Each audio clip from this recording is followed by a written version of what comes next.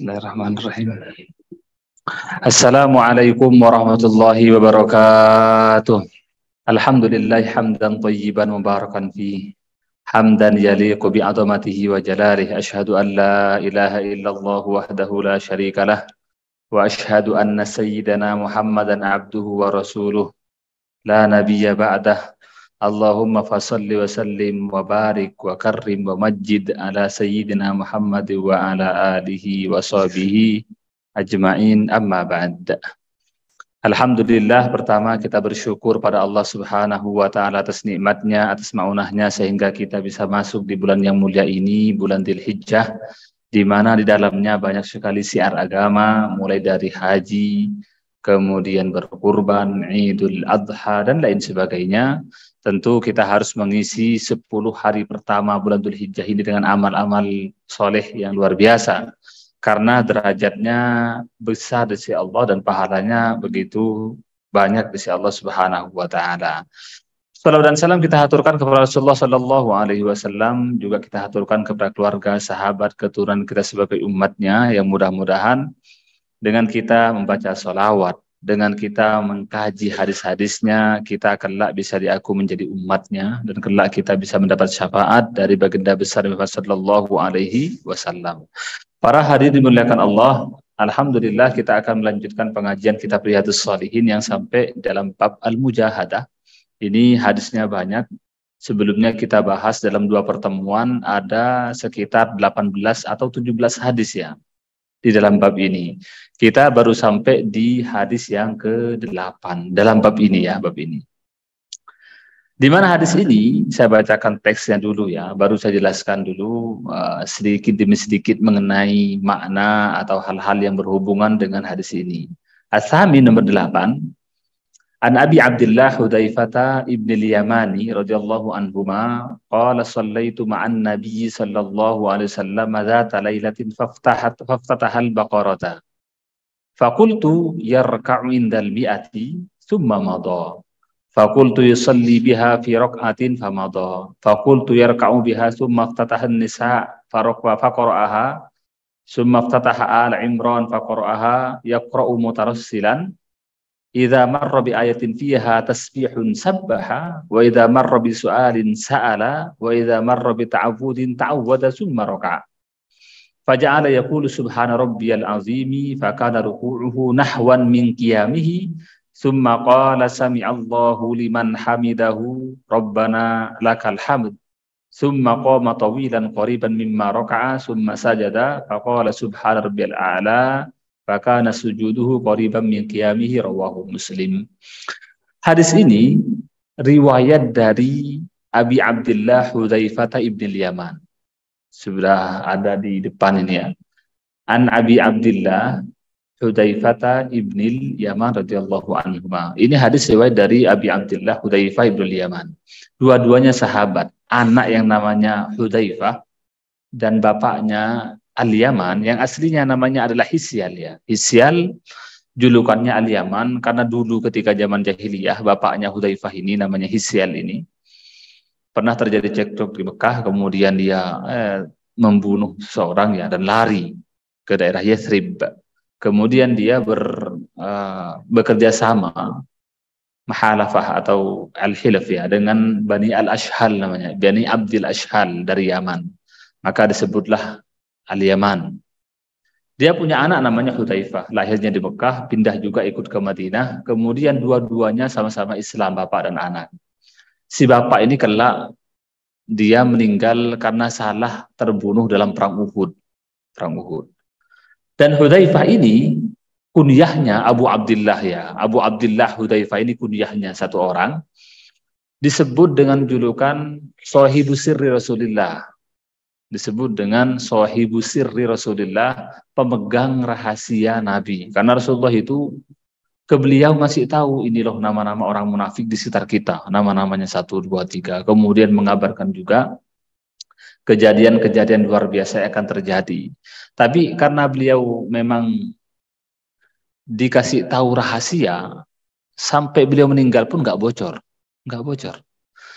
Oleh karenanya Umar ibn Khattab, Khalifah yang kedua, beliau itu nanya ada nggak dari semua ummal, waktu itu namanya ummal ya, pejabat di bawah Umar, ada nggak yang munafik gitu ya? Hudzaifah nggak bilang. Kemudian kalau ada orang yang meninggal, ada yang mati ya, ada yang meninggal dari orang Muslim ketika itu, maka Umar lihat, Hudzaifah ini ikut sholat enggak ya? Kalau dia nggak ikut sholat, Umar nggak ikut sholat. Kenapa? Terindikasi orang munafik gitu. Kalau Hudzaifah ada, Umar ikut sholat. Ini aman, berarti aman. Hudzaifah ada nih, saya ikut sholat. Hudzaifah nggak ada, meragukan gitu ya. Meragukan. Maka Hudzaifah ibn Yaman ini sahibu sirri. Sir itu artinya rahasia Nabi. Ini menceritakan tentang masalah apa hadisnya? Mengenai masalah mujahadah, tekun dan gigihnya Nabi dalam beribadah. Maka kata beliau, qala shallaitu ma'an Nabi. Suatu ketika saya sholat dengan Nabi sallallahu alaihi wasallam dzata lailatin, pada suatu malam. Ada suatu malam beliau itu sholat. Kemudian dia bermakmum kepada Nabi. Bapak ini dimuliakan Allah. Ini loh sahabat ya. Sahabat itu senantiasa malam-malam itu, ya bahasa kita ya, ngintip ya. Ini Nabi yang lakukan apa sih? Kalau beliau tahu-tahu sholat di masjid, ikut di belakangnya sholat. Qiyamul lail, sholat tahajud, dan lain sebagainya. Maka suatu ketika Nabi sholat, Hudzaifah ini nunggu gitu. Oh sholat, ikutlah saya nih di belakangnya bermakmum. Enggak ngajak Nabi, tapi sahabat sendiri yang ikut. Kalau sekarang diajak pun nggak mau kan gitu ya. Ayo sholat, nggak mau Pak. Dikasih flyer, dikasih pengumuman, dikasih banyak hal. Bahkan ada orang ngaji subuh juga, ada makanannya, masih nggak datang kan gitu. Masih ada makannya, masih nggak datang. Sahabat enggak, dia nunggu Nabi sholat. Kemudian faftatahal Baqarah. Nabi itu rakaat pertamanya dibuka dengan, setelah baca Fatihah ya, dengan surah Al-Baqarah, Pak.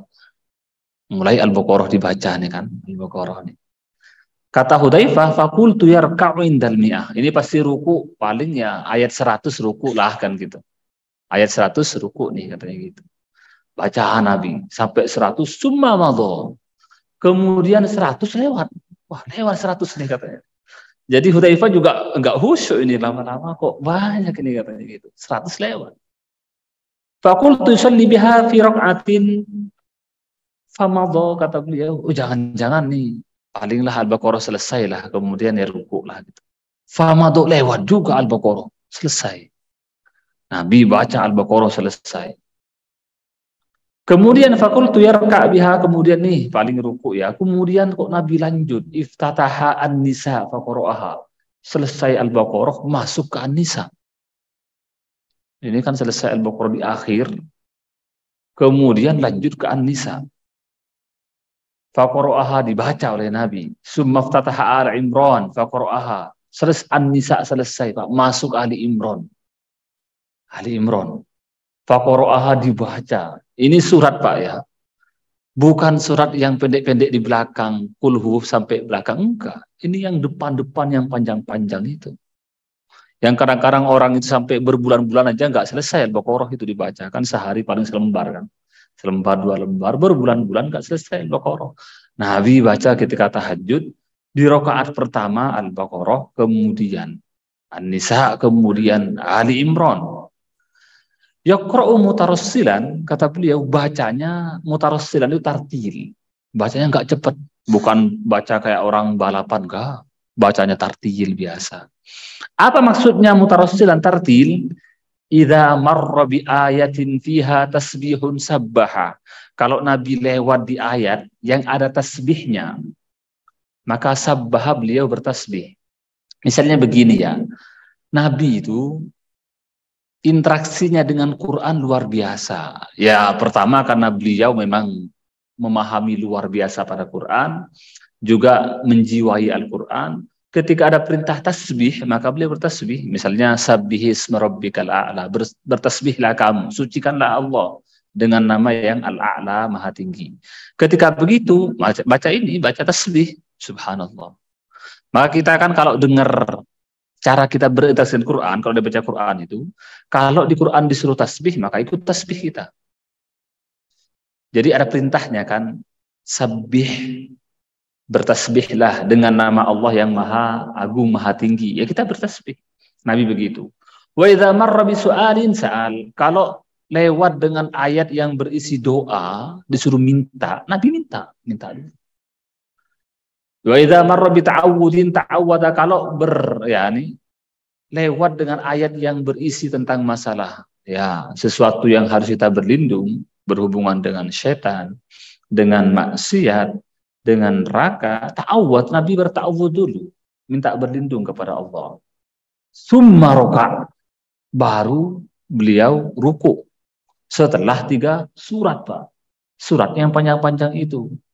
Faja'ala yaqulu, kemudian Nabi itu mulai mengucapkan ketika ruku, subhana rabbiyal azimi. Ini yang kita baca ya. Subhana rabbiyal azimi, dalam ayatnya surah hadis yang lain ditambahkan wa bihamdihi ya. Ini bacaan ketika ruku'. Fakana ruku'uhu nahwan min qiyamih. Dan rukuknya itu hampir sama panjangnya dengan qiyamnya tadi itu, Pak, yang 3 surat itu. Lama luar biasa.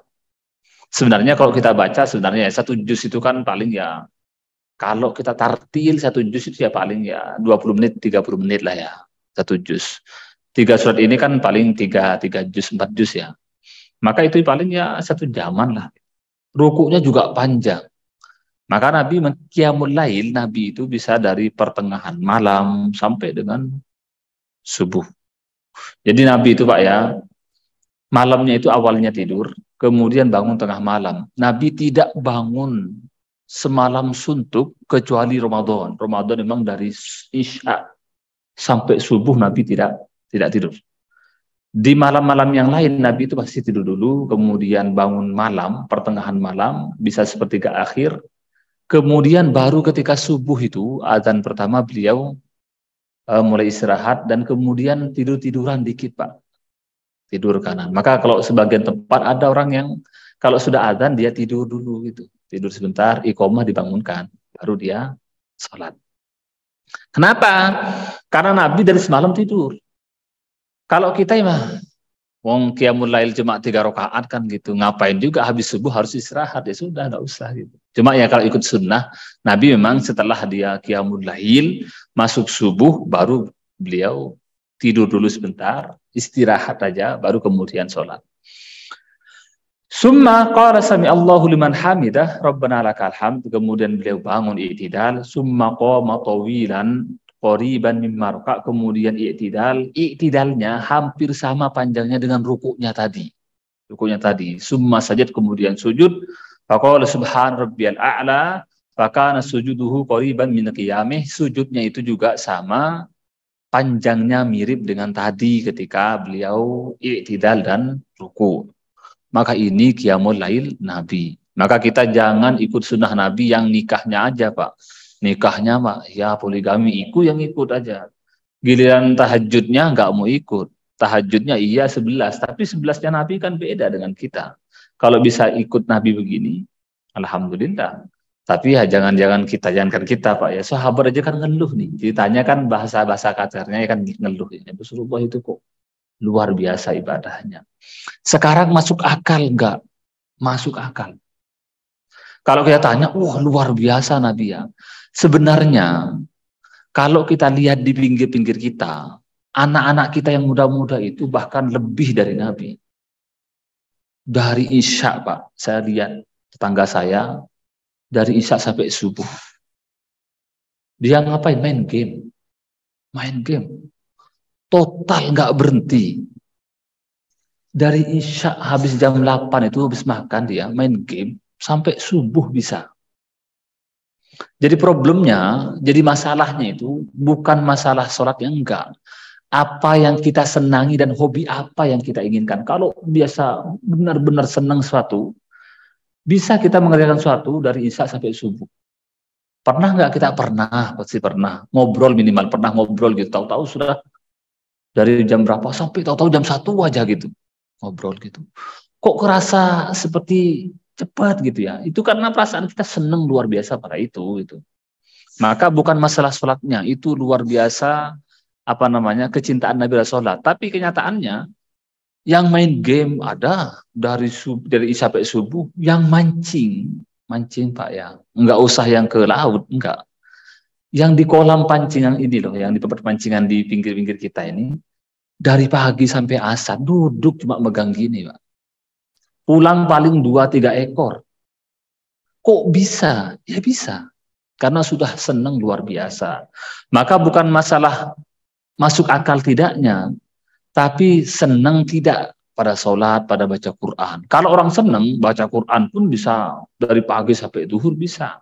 Sama seperti orang main bola misalnya. Main bola Pak, kalau yang nggak biasa, lari sekali lapangan kan sudah memuntah itu. Kalau yang senang, sejam 2 jam itu masih main bola. Nah itu, bukan masalah, ini pertanyaannya, masa sih gitu? Ada orang, ya ketika baca hadis ini, masa sih begitu? Wah kita nggak akan bisa. Bukan masalah nggak bisanya, enggak. Kita nggak seneng saja. Kalau seneng pasti bisa. Nyatanya anak muda banyak, bener Pak, main game. Saya lihat sendiri, saya tidur dia main game, bangun masih main game. Di pinggir di tempat satpam gitu apa namanya, tempat ronda itu, pos ronda sampai subuh. Giliran ada yang baca, biasanya kan di pinggir-pinggir masjid itu ada yang baca doa untuk bangun tidur dia. Dia baru pulang tidur subuh, wallahu a'lam subuhnya gitu kan. Jadi masalahnya bukan, jadi yang ingin kita jelaskan bukan masalah ininya ya, tapi banyak contoh di sekitar kita yang menunjukkan sama seperti ini, cuma beda konteks, beda hal yang dilakukan. Ini hadis selanjutnya, ini hadis yang ke-8, ke-9 hampir mirip. At-Tasi' nomor 9, An Ibnu Mas'ud, dari Abdullah bin Mas'ud, namanya Abdullah bin Mas'ud. Beliau ini termasuk dari Islam yang paling awal. Namanya Abdullah bin Mas'ud. Dalam sebuah riwayat disebutkan beliau itu Islam yang Islam pertama kali nomor 6. Ada yang mengatakan nomor 6, ada yang mengatakan lainnya. Cuma dia termasuk dari orang yang masuk Islam di awal-awal. Abdullah bin Mas'ud, khadim Rasulullah, disebutkan sebagai pelayan Nabi. Jadi kalau kita lihat riwayat hadis, banyak sekali sahabat yang memang berkhidmah pada Nabi. Khidmah itu ya melayani Nabi, mengambilkan wudhunya dan lain sebagainya. Abdul Mas'ud ini ketika di Mekah ya khadimnya. Nanti di Madinah banyak, Anas bin Malik selanjutnya juga ada khadimnya Nabi. Qala shallaitu ma'an Nabi. Abdullah bin Mas'ud juga sama. Beliau cerita, shallaitu ma'an Nabi, saya sholat dengan Nabi lailatan pada suatu malam. Fa'atolal qiyam. Nabi kemudian memanjangkan qiyamnya. Qiyamnya panjang sekali. Hatta hamamtu bi amri su'in. Sampai itu saya berhasrat, berniatan melakukan hal yang buruk, kata beliau. Apa yang buruk ini? Ditanya oleh yang lain, ditanya, wa ma hamamta bih? Apa yang kamu niatkan? Apa yang kamu inginkan? Hamamtu an ajlisa wa ada'ahu muttafaqun alaih. Saya kok sampai berkeinginan untuk meninggalkan Nabi ya. Ini kan saya kan Nabi sholat tahajud nih. Kemudian Ibn Mas'ud ikut di belakangnya. Karena kepanjangan, saya sampai ada niatan ingin kabur ya, ingin duduk gitu. Nunggu sambil duduk gitu. Capek, kelamaan. Jadi kalau kita ngeluh kepanjangan misalnya, ya maklum. Ibn Mas'ud aja juga iya, ngeluh. Tapi panjangnya Ibn Mas'ud ini, ngeluhnya ya Al-Baqarah itu Pak. Kalau kita sampai Al-Baqarah di sini Pak, ada imam begitu, ditutup masjid ini. Kalau sampai di sini baca Al-Baqarah Pak, jangankan begitu. Ada seorang imam di Hadramaut dulu, enggak dulu banget ya, tahun 80-an katanya. Dia sholat ini istisqa emang sunnahnya kan baca panjang istisqa itu. Al-Baqarah, jadi An-Nisa, Ali Imran dan lain sebagainya begitu ya. Ali Imran, An-Nisa dan lain sebagainya. Dia sholat, kemudian dia salam, makmumnya kabur Pak. Semuanya kabur. Bahkan merbotnya itu, dia nggak nunggu, kabur dia. Harusnya kan minimal yang lain kabur, berbotnya masih ada kan. Siapa yang untuk masjid kan dia, yang nanti kunci masjid kan. Enggak, dia juga ikut kabur, enggak ada. Jadi memang ya kita akuilah kualitas keimanan kita, ketahanan kita untuk ibadah ya menurun. Tapi minimal ya jangan sampai kita enggak sholat sunnah sama sekali kan gitu. Demikian ada dua hadis ini, kalau ada mungkin ada yang ingin ditanyakan dulu sebelum kita berlanjut ya. Jadi ilmu itu kan aslinya dikunyah dikit-dikit ya. Jangan langsung ditelan semuanya, karena nanti kalau kebanyakan itu nggak akan ingat semuanya, Pak. Kalau kita bisa diskusikan dulu, baru kita bisa lanjut. Iya. Kalau kita kembali ke hadis yang tadi itu, Nabi mengulang-ulang tasbihnya. Jadi dalam penjelasannya di Ibn Alan disebutkan bahwa Nabi mengulang-ulang tasbihnya yang dibaca tadi itu. Kemudian panjang sekali berulang-ulang sampai sepanjang berdirinya tadi. Dalam mazhab Syafi'i disebutkan tetap yang sunnah kalau untuk sholat memang minimalnya 3, maksimal 11. Jadi kita kalau misalnya sholat, dalam mazhab Syafi'i disebutkan bahwa kalau ruku, i'tidal, sujud, itu baca tasbihnya itu 3 kali, maksimal 11. Ini kenapa kok begitu? Misalnya, kenapa kok begitu kesimpulan mazhab Syafi'i? Karena Rasulullah itu normalnya, biasanya membacanya segitu. Tapi kalau qiyamul lail, barulah Nabi itu panjang luar biasa karena saking nikmatnya beribadah.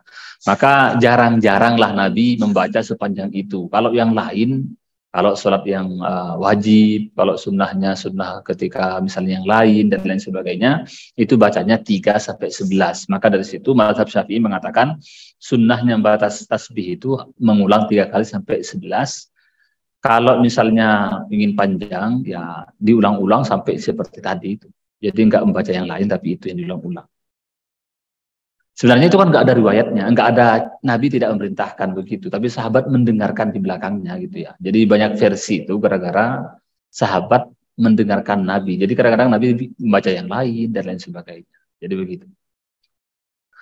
Itu disebut dengan, dalam fikih disebut ada babul istikhlaf namanya. Ada bab istikhlaf, bab untuk mengganti imam. Kalau di bab di ini ada nanti bab jamaah, di dalamnya ada bab iqtida imamah ya. Kemudian di belakangnya pasti ada bab disebut dengan babul istikhlaf, bab mengganti imam. Kalau imamnya misalnya batal dan lain sebagainya. Maka sunnahnya di belakang imam itu adalah orang yang juga hafiz, orang yang paham terhadap masalah jamaah, paham fikih, agar kalau terjadi sesuatu yang mengganti imamnya. Jadi kalau imamnya batal sekalipun, kemudian dia harus keluar, jamaah itu enggak langsung bubar, batal enggak. Tapi yang belakang langsung maju ke depan menggantikan imam. Itu bab gitu ada. Imamnya misalnya kalau enggak batal ngapain dia keluar? Pertanyaannya begitu tuh. Ngapain dia keluar? Tapi kalau dia batal ada halangan yang lain atau misalnya bajunya sobek dan lain sebagainya. Ada pernah kejadian juga imam itu kejatuhan, maaf, cicak ya, kotoran cicak, kemudian dia mau tidak mau harus minggir dia. Maka di belakang imam itulah yang mengganti ke depan. Maka sunnahnya yang belakang imam itu yang tahu tentang masalah hukum jamaah, berjamaah jadi imam makmum, maka dia menggantikan dan juga bisa menegur bacaannya kalau bisa Pak ya, yang hafid juga. Kalau imamnya salah baca dia juga ikut negur gitu misalnya, harusnya begitu. Maka kalau batal majulah si makmum yang di belakangnya itu untuk menggantikan. Kalau imam batal tidak otomatis jamaah batal, enggak. Jadi yang belakangnya menggantikan. Sama seperti kalau belakangnya nanti depannya kosong, yang belakang masuk gitu ya, sebegitu. Maka kalau sudah digantikan, imam berlanjut kepada pengganti yang di depan yang tadi yang maju itu, yang maju. Jadi dibolehkan untuk mengganti. Dalilnya banyak dalilnya. Satu ketika terakhir, khususnya terakhir ketika Rasulullah itu sakit di akhir-akhir umur beliau, Rasulullah itu sudah sulit untuk berjamaah ke masjid. Maka kemudian memerintahkan Abu Bakar untuk menjadi imam. Itu pertanda juga Abu Bakar adalah pengganti selanjutnya ya. Kemudian ketika Abu Bakar menjadi imam subuh, Nabi kok tahu-tahu di pertengahan Abu Bakar ini jadi imam, Nabi kok masuk gitu ya. Maka Abu Bakar mundur. Rasulullah memberikan tanda, kode untuk tetap jadi imam. Rasulullah ingin sholat di belakangnya. Tetap Abu Bakar, bagaimanapun Abu Bakar tetap merasa tidak mungkin saya menjadi imam ketika Rasulullah ada di situ. Mundur beliau, maka Rasulullah menggantikan. Dan Rasulullah duduk. Maka ada kejadian memang Rasulullah mengganti imam, ada. Apa udurnya? Yaitu Abu Bakar merasa tidak pantas kalau masih ada Rasulullah. Jadi ada bab istikhlaf nantinya. Demikian. Ya. Uh, kalau begini ya, ada memang hadis yang mengatakan bahwa paling dekatnya seorang hamba itu ketika sujud. Ketika sujud itu maka diperintahkan kita berdoa banyak hal. Boleh untuk berdoa selama masih bahasa Arab ya. Khususnya di sujud yang akhir. Maka kita sunnah untuk memperpanjang sujud akhir, sujud yang akhir yang sebelum tahiyat itu. Memperpanjang untuk berdoa. Apapun itu boleh selama bahasa Arab. Kalau selain bahasa Arab akan batal. Kalau selain bahasa Arab boleh dalam hati. Maka adab kita kalau kita jadi makmum, imamnya panjang, kita tetap melanjutkan dengan mengulang tasbihnya. Atau kita berdoa dengan hal yang sama. Berdoa juga sama gitu. Dengan kali doa yang berbeda gitu ya. Jangan kita kemudian mendahului imam. Kemudian kita bangun duluan gitu ya. Karena itu makruh kalau sampai tiga kali melewati 2 kali rukun maka akan batal. Maka kita tetap adabnya menunggu imam tadi. Karena juga nggak akan lama-lama banget kan, paling ya semenit lah, paling semenit panjang banget udah itu. Maka kita mengulang-ulang tasbihnya atau kita juga ikut berdoa dengan hal yang lainnya. Selama bahasa Arab bisa diucapkan, ataupun kalau nggak bahasa Arab, bahasa Indonesia ya kita ucapkan dalam hati. Ya minimal kita mengulang-ulang tasbihnya. Dan itu biasa dan banyak dilakukan, memperpanjang sujud ya. Sebagian semua sujud agak panjang, memang iya, karena sujud itu dikatakan sebagai rukun yang rukun towil, rukun yang panjang. Rukun yang pendek itu duduk di antara dua sujud dan juga i'tidal pendek. Ruku dan sujud itu boleh dipanjangkan, boleh mengucapkan doa, khususnya sujud yang terakhir.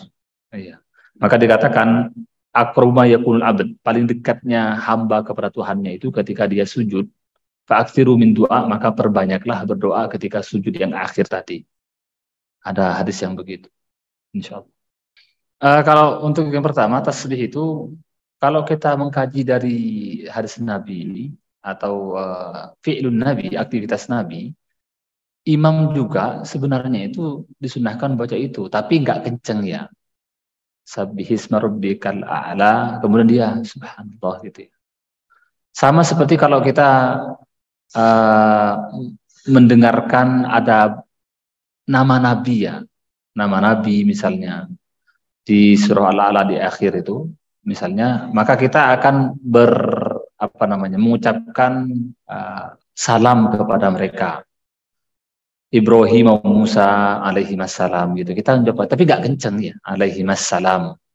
Kalau itu cara interaksi. Jadi begini, kita ini disunnahkan ketika mendengarkan Quran berinteraksi dengan Quran. Kalau Quran menyuruhkan berdoa, masa kita diem kan gitu? Ya kita doa. Kalau Quran memerintahkan untuk bertasbih, maka kita bertasbih. Caranya kapan? Ya ketika selesai baca ayat itu ya.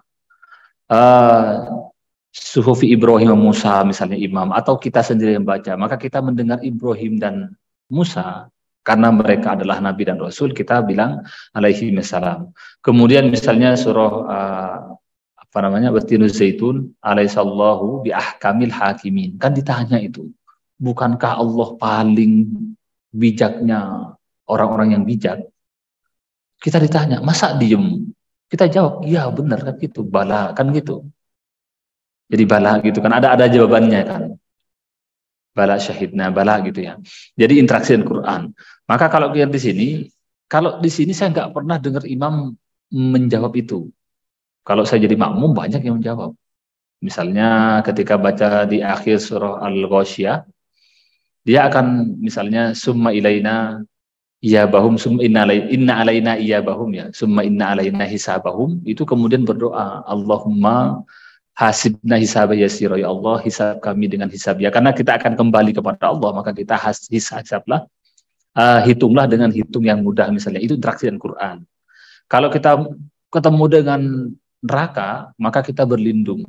Kalau selama pengalaman saya di Arab, misalnya di Tarim, di Hadramaut, imam di situ banyak. Ketika Al-Habib Umar bin Hafidh, ketika beliau jadi imam, kemudian ada neraka. Ketika tarawih sih saya ikut ya, karena tarawihnya beliau itu dua juz semalam. Dan lama lagi. Kadang-kadang kalau ketemu ayat yang neraka, beliau masih nangis dulu. Kemudian baca ta'awudz dulu panjang. Kalau yang berhubungan dengan surga, masih doa dulu agar dimasukkan ke surga. Dan lain sebagainya. Jadi itu interaksi Quran.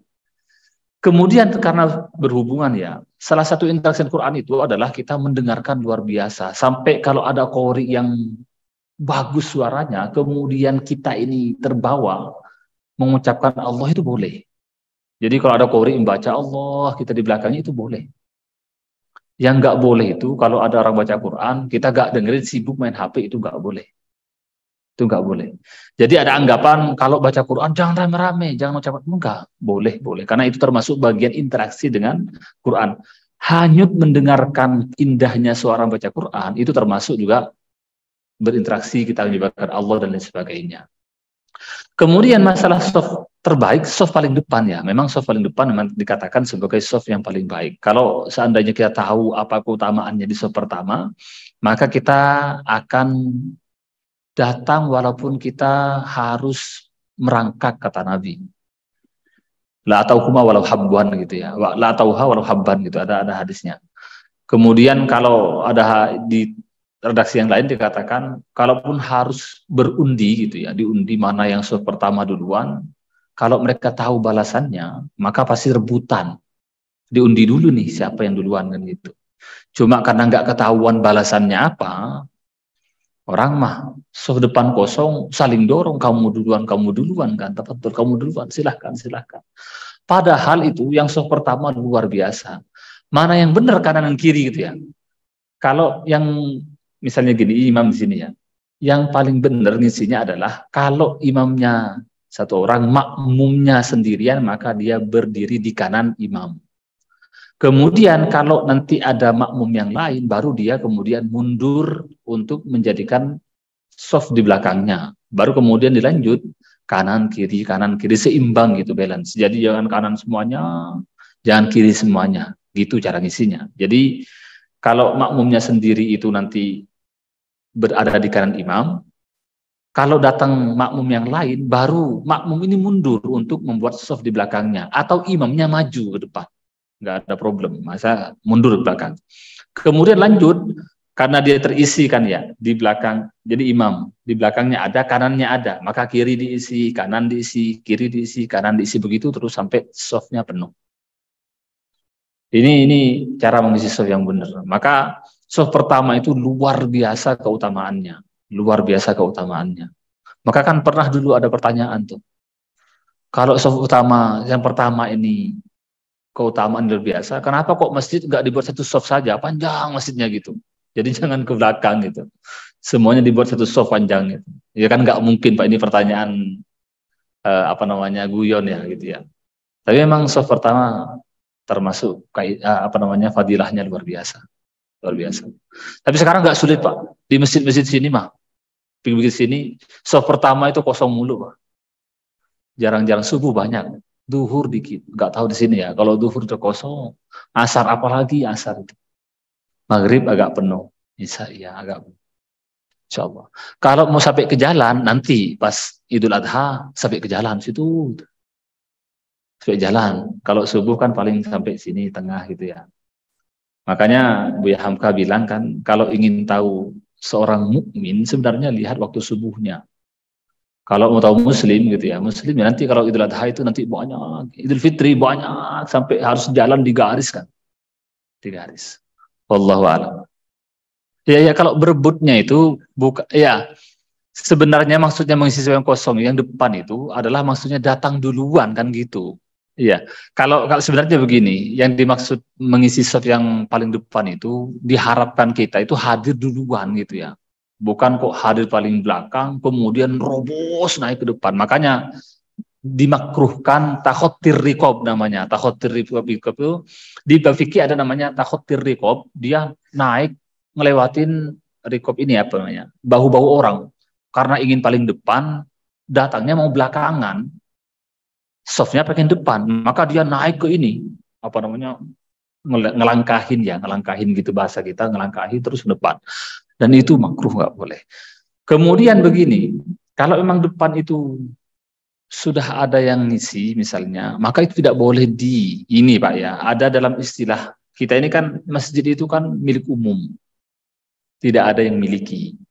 Cuma dalam satu sholat, kalau sudah ada yang depan sudah maju duluan dan duduk di situ, maka itu tidak boleh direbut. Kenapa? Karena haknya adalah hak orang ini yang pertama kali datang gitu ya. Maka yang pertama kali datang, dialah yang berhak untuk di depan. Kalau dia sudah duduk, kemudian keluar, walaupun nggak ngasih tanda, maka tidak boleh ada orang yang merampas ini. Sampai selesai sholat jamaah keluar, baru nanti akan ada lagi tuh pengisian yang baru. Apalagi sudah ada surban ditaruh di depannya, sejadah di depannya, maka tidak boleh untuk dipindahkan. Maka termasuk tidak boleh adalah takhotir rikob, karena dia pengen paling yang pertama, datangnya terakhiran, kemudian dia melangkahin pundak-pundak di depannya. Maka selesaikan dulu. Maka kalau ingin paling soft pertama, maksudnya datang duluan, jangan kok berebutan ke depan. Berebutan di sini dalam artian datang duluan. Kalau misalnya ada yang kosong tadi, ya ada yang sholat. Nah, sholat ini problem nih. Kalau yang depannya lagi sholat, maka jangan dilangkahin. Kenapa? Rasulullah melarang untuk lewat di depan orang yang sholat.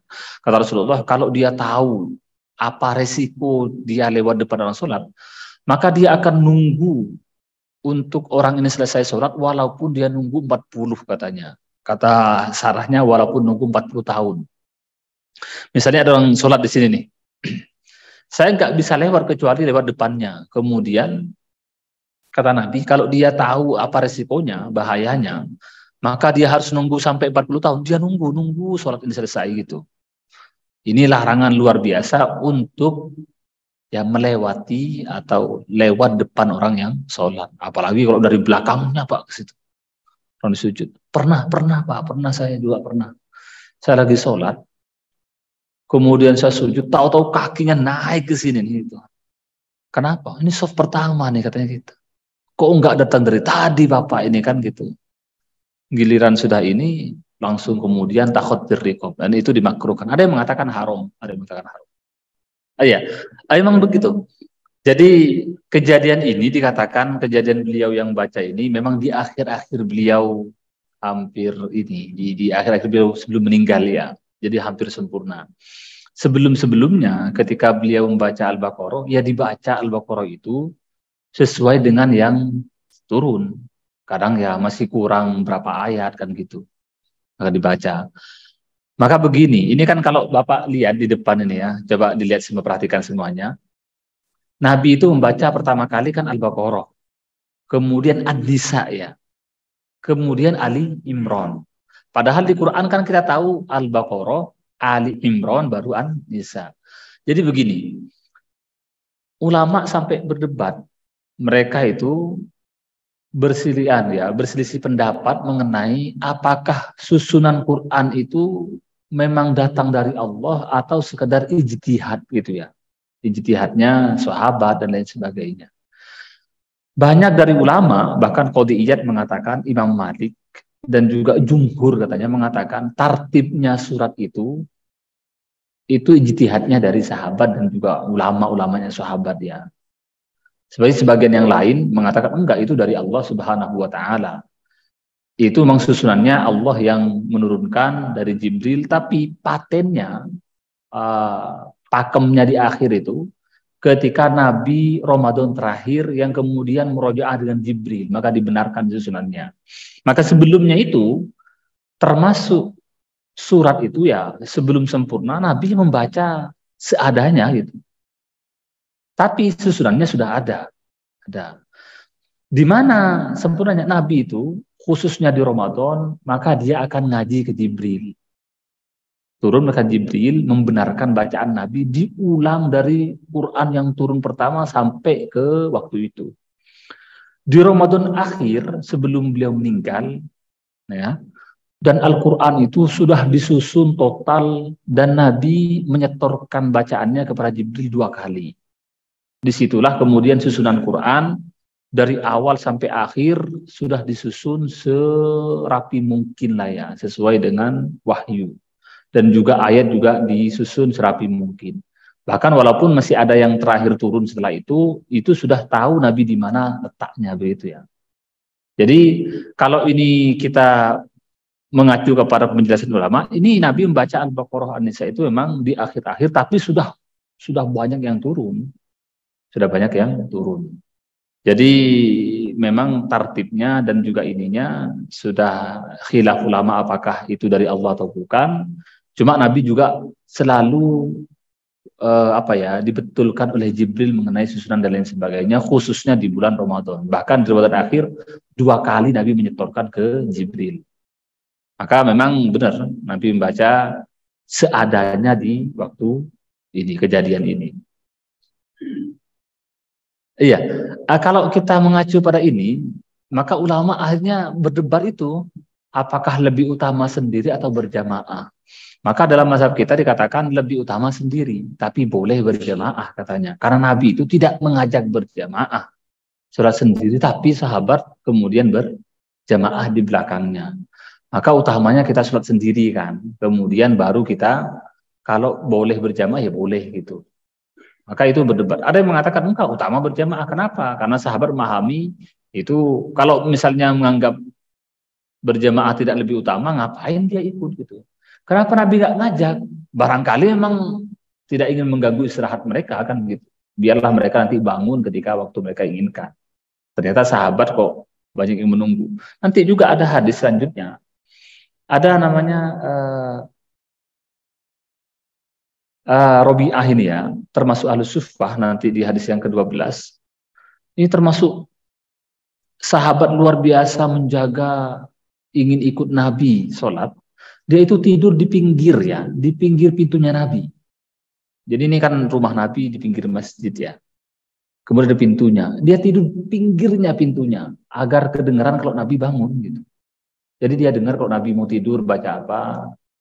Kemudian rumahnya kan nggak gede orang-orang permata sini kan Pak ya, rumahnya Nabi kan kecil Pak, juga bukan pakai gedung gitu enggak.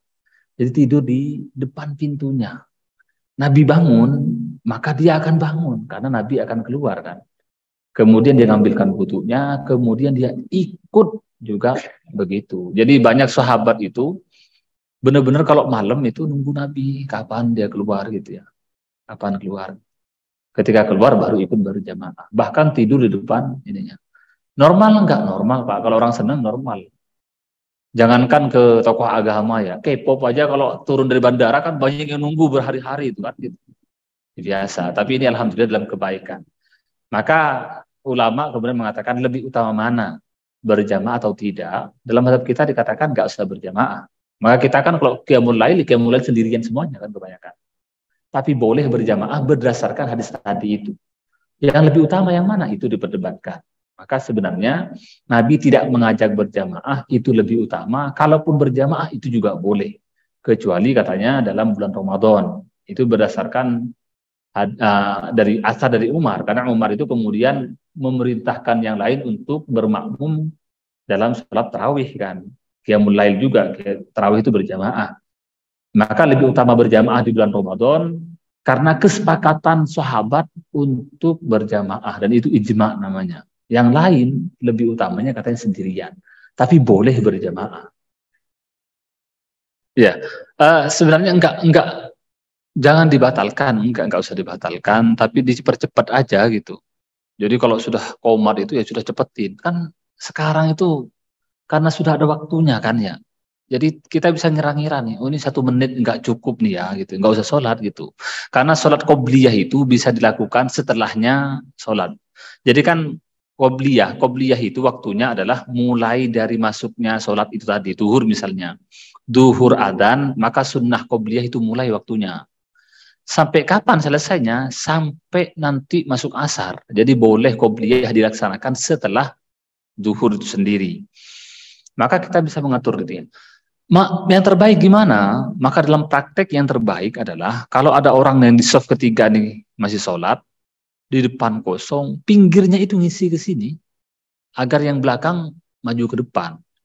Jadi kita misalnya mau ngelewatin takut, kalau yang di depannya kan kosong nih, di belakang sini ada yang sholat masih ini kan, sudah tahu mau imam sudah mau takbir nih. Yang pinggirnya merapat ke sini, merapat gitu ya. Maka yang di situ kan sudah punya keluasan untuk maju kan ke depan. Gitu. Jadi bergeser ke kiri, ke kanan itu ya, ke kanan. Maka itu yang paling mudah begitu dan itu sering dipraktekkan. Gitu. Nah, iya yang di pinggir yang nggak bergeser itu kan nggak ngaji ke sini Pak. Jadinya dia sholat doang kan gitu. Iya makanya problemnya karena yang tadi yang di pinggir itu nggak geser gara-gara nggak ngaji kan gitu, nggak ke sini dia. Coba seandainya ngaji, insya Allah tahu. Insya Allah tahu. Misal batasnya sujud itu di mana? Apa yang membedakan? Apa seperti ini kan? Atau enggak sepanjang sesujudnya dia, tempat sujud itu kan tempat sujud, jadi sesujudnya dia gitu. Maka kemudian sunnah untuk memberikan tanda. Tandanya Nabi itu kalau sholat di masjid, Nabi itu tandanya itu biasanya sahabat akan nyari di pinggir-pinggir tiang, di belakang gedung, di belakang apa namanya tembok gitu ya. Agar ngasih tahu, misalnya kalau di sini, maka tandanya tembok ini. Kalau misalnya karena tujuannya biar orang nggak lewat, sholat di pinggir kanan kiri misalnya, agar nggak ini. Maka batasnya sampai kapan? Sampai tempat dia sujud di kepalanya, depannya. Seukuran sejadah lah ya. Maka sebagian memang ada yang ditafsirkan karena Nabi itu ketika sholat di luar masjid, Nabi itu sholat menancapkan tongkat gitu ya. Ada yang sholat di belakangnya kayu ini sebagai pengikat terhadap onta ya. Ada kayu tancapkan pengikat onta, sholat di situ sebagai tanda ini tempat sujud, batas sujud ya. Maka yang dilarang itu hanya lewat di depan pas sampai tempat sujudnya. Kalau di depannya enggak apa-apa. Tujuannya maksudnya agar menjaga konsentrasi dari yang sholat tadi. Maka misalnya sujudnya ya sampai ke sini kan ya, sampai sini nih. Di depan sininya boleh saja. Yang dilarang di depan dia pas untuk sujud itu dilarang. Tapi ya memang ngasih tanda. Yang sekarang tanda apakah cukup dengan sejadah cukup. Jadi tanda itu tidak mesti harus berupa tongkat, enggak. Dengan sejadah sudah menjadi tanda. Bahkan kalau enggak ada, dalam fikih Majmu' disebutkan, Imam Nawawi menyebutkan, ya digaris dengan ini. Dulu kan sholatnya di tanah Pak ya. Maka digaris tanahnya, digaris gitu. Jadi enggak usah nancepin apa-apa, digaris saja cukup gitu. Depannya. Lewat di depan garis ya boleh. Di belakang garis, antara garis dan sholat, dan orang yang sholat itu baru dikatakan haram. Haram, berdosa. Kalau ada orang lewat, kita bisa mencegah dengan tangan kita ke depan begini ya. Tapi kalau sampai mana batasnya? Enggak sampai depan gitu. Enggak, maksudnya sampai sini doang. Itu. Ya, sebenarnya diberikan itu kan karena sangat dua dalam enggak sebuah cepat.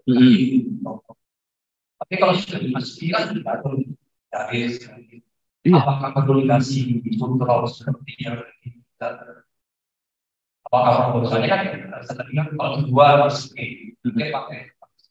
Tapi kalau sudah dipastikan apakah dikasih waktu tidak ada yang cepat juga siapa yang kasih itu yang memberikan sutroh kan termasuk di kalau mazhab Syafi'i mengatakan enggak sunnah membuat sutroh begitu. Karena ketika Nabi sholat di Masjid Nabawi itu, di masjidnya sendiri, tidak pernah Nabi menancapkan kayu apapun. Tapi Nabi itu kan tujuan tidak sholat, tidak lewat depan orang kan agar orang tidak mengganggu khusyuk ya, tidak lewat. Maka sahabat dan Nabi itu sholatnya pasti biasanya mepet ke dinding semuanya, ke dinding kanan kiri. Kalau sudah mepet di dinding, Pak, kanan saya dinding, siapa yang mau lewat kan gitu? Wong di sini dinding semuanya kan gitu, nggak mungkin dilewat. Atau dia ngadep ke tembok atau ngadep ke tiang, tandanya begitu. Atau misalnya kalau sudah full semuanya, barulah ditandai dengan yang tadi. Kalau apakah cukup dengan tanda ini? Sudah cukup, karena ini sudah kaki saya di tanda yang putih, ke depan sudah tanda ini bahwa batas dari sujud saya begitu. Nah ini sudah cukup. Makanya orang-orang ini ya di Saudi sendiri, ulama Saudi Bahkan sesama ulama Saudi pun ada yang berdebat, apakah sunnah membuat sutroh begitu atau tidak. Sutroh itu membatas kayak batu yang kayak kayu itu. Ada yang mengatakan itu juga bid'ah katanya. Kenapa? Nggak pernah Nabi mengkhususkan membuat sutroh begitu. Jadi Nabi memang iya sholat ke kayu, iya sholat ke ini. Tapi langsung bikin khusus di masjid, itu juga nggak pernah gitu. Kalau di masjid, Nabi itu sholat di pinggir-pinggir tembok, sahabat itu sholat di pinggir tembok dan juga menghadap ke tiang dan lain sebagainya. Itulah cukup pembatas. Wallahu a'lam bishawab.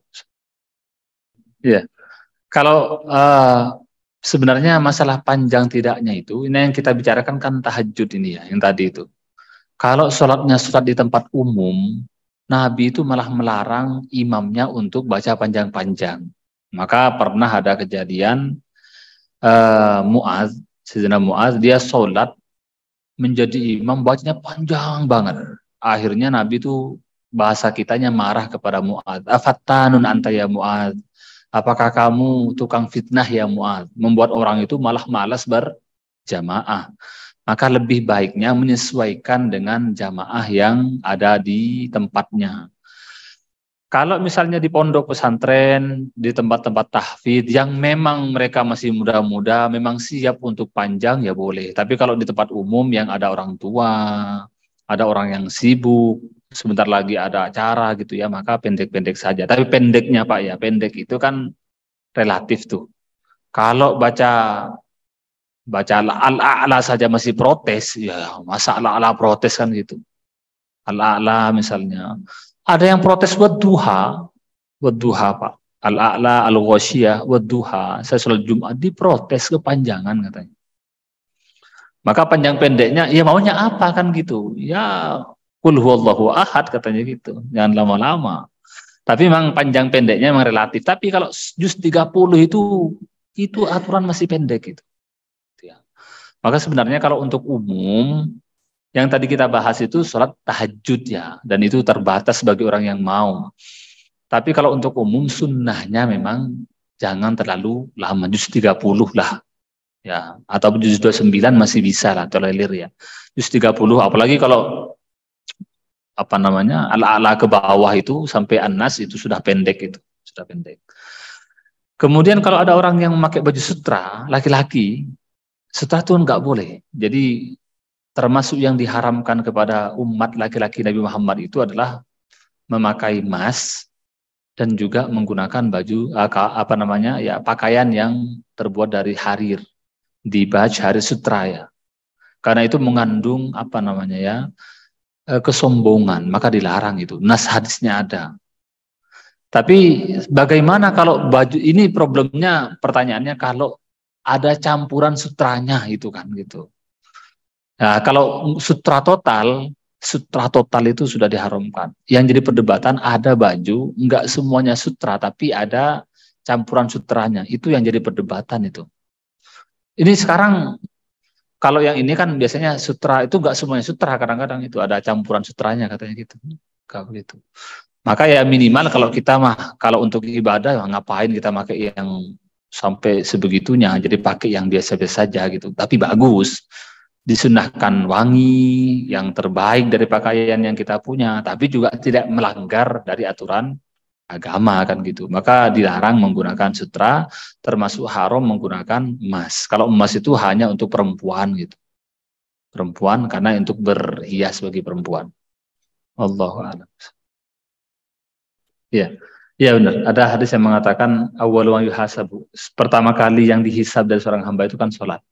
Yang dilihat, yang dihisab pertama kali adalah sholat, khususnya sholat fardu. Kalau sholat fardunya masih kurang-kurang, maka disempurnakan dengan pahala dari sholat-sholat sunnah kan gitu. Apa yang dihisab? Yang dihisab pertama kali yang dilihat itu, apakah sudah sesuai syarat dan rukunnya? Enggak sampai khusyuk, enggaknya. Yang penting syaratnya lengkap, menutup aurat, menghadap kiblat, kemudian wudu, suci dia, kemudian rukunnya sudah sempurna, maka dikatakan sholatnya sudah sah, itu sudah cukup. Cukup apa maksudnya? Cukup menggugurkan kewajiban.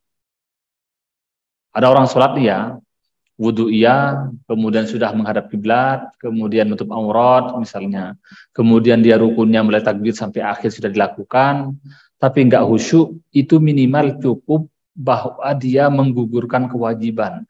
Beban sholat duhurnya, kewajibannya sudah selesai.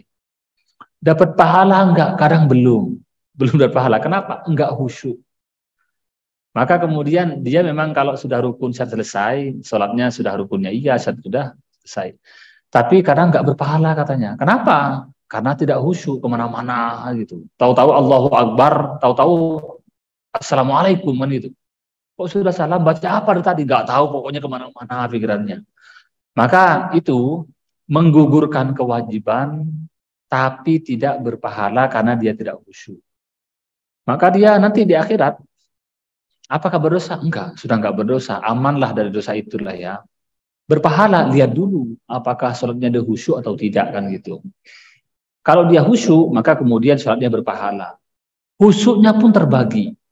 Kalau dia khusyuknya ketika baca Fatihah dan ruku, kemudian habis itu loss itu hilang gitu kan. Karena lihat di depannya ada yang pakai baju apa gitu, dia baca kemudian ingat kemana-mana. Maka yang berpahala Fatihah sama rukunya, yang lain enggak katanya. Jadi ini ruku pahalanya pun terbagi. Ada orang yang tahu-tahu ketika dia baca Fatihah lost kemana gitu ya, lupa tahu mikir apa gitu. Balik lagi ketika sujud gitu misalnya, kemudian naik lagi. Ketika berdiri dia ingat lagi terhadap sholatnya khusyuk. Itu yang dihitung menjadi pahala. Maka kemudian itu dicatat pahala gitu ya. Kurang-kurang khusyuknya nanti disempurnakan oleh pahala yang lain. Kalau misalnya sampai tingkatannya benar-benar ihsan, ihsan itu seolah gimana maksudnya tingkatan ihsan? Dia sholat seolah-olah dia berada di hadapan Allah langsung. Sama seperti kita menghadap presiden misalnya atau menghadap gubernur. Kalau kita duduk depan kita gubernur Pak, kita kan pasti dengerin apa yang diomongkan kan. Gak mungkin kita main-main, leha-leha gitu. Kenapa? Depan saya gubernur nih kan gitu. Maka kalau kita sholat begitu, itu tingkatannya sudah luar biasa, khusyuk dari awal sampai akhir. Itu pahalanya pasti akan luar biasa. Maka yang dihisab pertama kali, ini memang saya mengacu kepada keterangan dari Imam Ghazali ya. Yang dihisab pertama kali, yang penting sholat fardunya. Dan yang dihisab adalah cukup tidak memenuhi ini, syarat dan rukunnya. Kalau sudah syarat rukunnya sudah selesai, maka hilanglah kewajibannya, gugur kewajibannya. Kemudian pahalanya gimana? Tergantung dia ketika sholat, apakah khusyuk atau tidak. Karena ibadah tanpa khusyuk, sama seperti kita memberikan hadiah orang dengan kambing, tapi sudah menjadi, nggak ada ruhnya, sudah menjadi bangkai gitu ya. Maka butuh khusyuk. Apalagi kalau sudah khusyuk, apalagi sudah ihsan dalam artian kita sholat seolah-olah Allah depan kita, itu sudah luar biasa. Pahalanya luar biasa. Ya, saya mulai dari yang kedua. Batasan mendapat satu rakaat itu dalam mazhab Syafi'i adalah ketika kita mendapati imam ruku. Jadi begini, ketika imam sedang ruku, kemudian kita sholat, kemudian ruku juga, dan sama-sama tumak ninah dalam rukunya, misalnya imam sudah Allahu Akbar ruku, membaca tasbih dia, dan ketika kita kemudian masuk, kemudian ikut ruku, sama-sama ruku gitu ya, ruku bisa bertasbih di situ, maka kita sudah mendapati satu ruku. Nanti Fatihah dengan berdirinya itu ditanggung oleh imam. Ada hadis yang jadi sandaran dalam Syafi'i, man adrokar ruku faqad adrokar rok'ah gitu ya. Siapa orang yang mendapati ruku, rukunya imam, tumak ninah ya, bukan kita Allahu Akbar ruku, imam sudah berdiri, tidak, enggak. Masih sama-sama ruku lama, baru kemudian berdiri, itu dianggap sudah mendapati satu rakaat, tidak harus mengganti satu rakaat di belakang, ya. Kemudian pertanyaan yang pertama mengenai masalah bermakmum kepada orang yang depan kita. Misalnya kita datang, ingin kan sunnahnya berjamaah ya. Di depan kita itu sholat sunnah atau bukan kita nggak tahu, sudah bermakmum saja. Dan bermakmum itu imamnya tidak berhak menolak itu. Dia menolak pun ya tetap kita berjamaah. Karena begini, ada niat dari imam, ada niat dari makmum. Kadang-kadang imam berniat untuk menjadi imam, kadang nggak usah gitu ya. Jadi ada orang sholat di depan, kemudian kita bermakmum di belakangnya. Boleh nggak? Boleh, walaupun itu sholat sunnah. Dalam fikih dibolehkan kita bermakmum wajib kepada wajib, duhur ke asar. Ada yang qodok misalnya duhur, kemudian kita bermakmum dengan sholat asar boleh. Asar dengan duhur, duhur dengan isya boleh. Boleh kita bermakmum sholat wajib ke sholat sunnah boleh. Sunnah ke wajib juga boleh. Dibolehkan begitu. Yang nggak boleh itu kalau misalnya sholatnya berbeda gerakan. Misalnya sholat wajib, sholat yang sunnah, kita bermakmum dengan sholat jenazah misalnya. Sholat mayit nggak boleh. Ataupun dengan sholat istisqa yang 2 ruku, 2 berdiri. Kalau selain itu sunnah ke sunnah, wajib ke sunnah, wajib ke wajib, walaupun satunya qodok itu boleh. Gimana caranya? Ada orang yang di depan kita sholat, kita kemudian Allahu Akbar, kemudian kita makmuman kepada dia. Imamnya nggak berniat menjadi imam, yang tadi jadi imam, maka tetap menjadi jamaah. Problemnya hanya kita yang bermakmum mendapat pahala jamaah karena kita bermakmum, yang depan tidak mendapat pahala jamaah karena tidak berniat menjadi imam. Itu saja. Menolak pun ya dia nggak berhak menolak kan. Dia mau menolak gimana juga nggak apa. Saya nggak ngasih tahu juga boleh. Misalnya dia jadi imam, kemudian kita di belakang langsung bermakmum aja. Dia nggak tahu pun nggak apa-apa gitu. Ya. Kalau nolak, ngapain ditolak? Kadang-kadang kan nolaknya takut. Yang jadi problem kalau salat isya kadang-kadang isya maghrib dia nolak, takut saya harus baca Fatihah katanya gitu.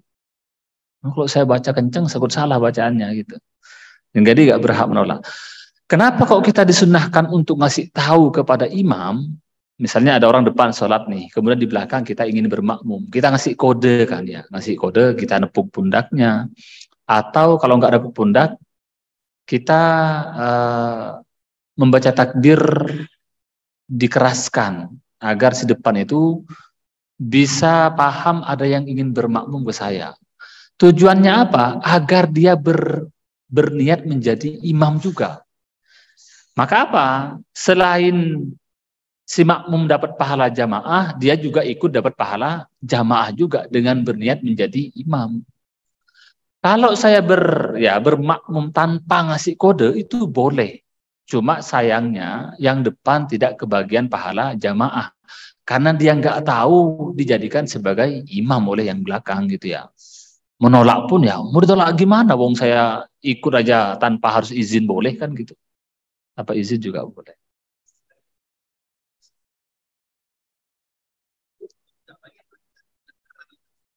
Iya problemnya iya. Ya problemnya mungkin ya dia nggak ngasih. Nanti kalau nggak tahu jadi imam, dia kalau Allahu Akbar nggak keras. Tapi tanpa itu pun juga dibolehkan gitu. Tanpa izin dari itu, tanpa kita ngasih tahu juga bermakmum dibolehkan. Kalau kita kan jadi imam di sini, makmumnya sudah satu baris ya. Datang makmum lagi di belakang, kan nggak harus ngasih tahu juga ke imam yang depan kan gitu. Ini nambah makmum nih, nggak usah, terus saja berlanjut ke belakang. Jadi nggak harus. Jadi kalaupun ada satu orang sholat di depan, kemudian kita ingin bermakmum di belakang, menjadikan dia imam, nggak ngasih tahu pun nggak apa-apa gitu. Nggak ada apa-apa, nggak boleh saja, boleh. Kadang ya gitulah, kadang-kadang orang nggak tahu, dia nolak tuh, ini masih tahu. Yang belakangnya juga bingung, ini ngasih kode apa kan gitu. Apa dia gimana maksudnya? Kadang bingung gitu, sama-sama bingung. Allah alam. Jadi ya problemnya kadang-kadang kekurangan ya kurang belajar, kurang mencari. Cara tidur Nabi kebiasaannya itu ya sebenarnya yang menggambarkan kan istri Nabi. Tapi ya, cuma Nabi kan ya miringnya aja yang ini. Kalau cara tidurnya ya kalau tidurnya itu kan nggak sunnah, cuma caranya kan ini ya. Cara yang paling ini ya berdoa sebelum tidur, kemudian ya wudu. Dalam banyak hadis Nabi memerintahkan untuk membaca misalnya al-mu'awwidhatain, apa namanya, qul a'udzu binnas, al-falaq, an-nas gitu ya. Kemudian ada juga Nabi memerintahkan putrinya Fatimah untuk membaca Subhanallah 33 misalnya. Kemudian Allahu Akbar, takbir, tasbih dan tahmid 33 kali misalnya. Kemudian berdoa sebelum tidur. Kemudian miring kanan, menghadap kiblat dan lain sebagainya. Dan juga ya wudu, pokoknya wudu lah, wudu gitu. Problemnya kan dalam hadis-hadis tidak dijelaskan masalah berapa jamnya, karena memang dulu itu belum ada jam kan ya. Maka dikatakan Nabi itu kadang-kadang bangunnya itu ada yang mengatakan sepertiga malam, kadang-kadang setengah malam gitu. Nah, maka ulama yang belakangan kemudian memberikan waktu, maka dihitunglah malam itu sepertiganya berapa kan gitu. Maka Nabi itu tidurnya bangun di sepertiga malam. Kemudian kapan mulai tidur? Ini problem nih. Nabi itu kapan tidur? Karena Nabi itu dikatakan hanya tidur mata beliau, tapi beliau itu hatinya masih ingat gitu. Jadi bahkan dalam hadis-hadis dikatakan tanamu aini wala yanamu qalbi. Mata saya itu merem gitu. Cuma hati saya enggak tidur. Maka juga mulai kapan Nabi tidur, sampai istrinya juga bingung, ini tidur apa enggak ya kan gitu. Mulai kapan istirahat. Tapi bangunnya sulusul lail. Ada yang mengatakan nisful lail, pertengahan, jadi Nabi kadang-kadang. Maka hitung aja nih, sepertiganya malam itu berapa? Hanya problemnya malam itu dimulai kapan? Apakah dari maghrib, apakah dari isya kan gitu. Apakah dari maghrib? Kalau dari maghrib berarti 12 jam lah sampai sekitar 10 jam lah ya. Karena sampai subuh kan malam itu. Setelah subuh itu dianggap sebagai pagi kan. Maka sepertiganya sampai kapan gitu? Misalnya sepertiganya berapa jam? Apa misalnya sebelum subuh sampai jam 1 atau jam 2 gitu. Begitu. Kalau masalah ininya ya, kalau masalah waktunya. Qobliyah Jumat. Nah, iya, qobliyah, sholat sunat qobliyah Jum'ah ya. Tapi memang begini, memang jadi perdebatan itu, jadi khilaf ulama, apakah ada qobliyah Jumat atau tidak? Karena dikatakan Nabi itu tidak pernah sholat qobliyah Jumat katanya, sahabat juga enggak. Jadi sudah adzan langsung masuk. Cuma apa namanya itu? Ada hadis-hadis umum, hadis yang cakupannya umum, yang mengatakan bahwa ada sholat sunnah sebelum zuhur, termasuk juga sebelum Jumat gitu ya. Kalau yang mengatakan nggak ada, karena Nabi tidak katanya sahabat dan Nabi itu ketika Jumat langsung adzan, langsung khutbah gitu. Tapi ada sholat ini, sholat sunnah, ketika Nabi sedang khutbah, kemudian datang seorang laki-laki, dia langsung duduk, maka Nabi mengatakan sholat sunnah dulu 2 rakaat kata Nabi gitu. Itu dijadikan dalil juga. Maka dalilnya mazhab Syafi'i mengatakan tetap ada sholat sunnah sebelum Jumat, mengacu kepada hadis umum yang mensunnahkan sholat qobliyah bagi zuhur dan lain sebagainya. Kemudian Nabi nggak sholat, kata siapa? Jangan-jangan Nabi sholat di dalam rumahnya kan gitu. Apanya? Ba'diyahnya ada kalau ba'diyahnya. Ba'diyah Jumat ada. Bukan. Ba'diyatul Jum'ah ya jadi. Jadi ba'diyah. Ba'diyatul. Iya. Jadi kita nggak harus sebutkan Jumat dan zuhurnya aslinya. Sholli sunatal qobliyah udah cukup gitu aslinya. Sholli sunatal ba'diyah udah cukup. Jadi sholat sunnah ba'diyah setelahnya. Tanpa harus menyebutkan ba'diyatul zuhur atau ba'diyatul Jum'ah, tanpa menyebutkan Jum'ah atau zuhur sudah cukup. Insyaallah barakallahu fikum. Jadi wal afu minkum, kita ya tutup kajian kita hari ini. Semoga apa yang kita sampaikan ada manfaatnya, kita dengar manfaatnya. Wal afu minkum. Wassalamualaikum warahmatullahi wabarakatuh.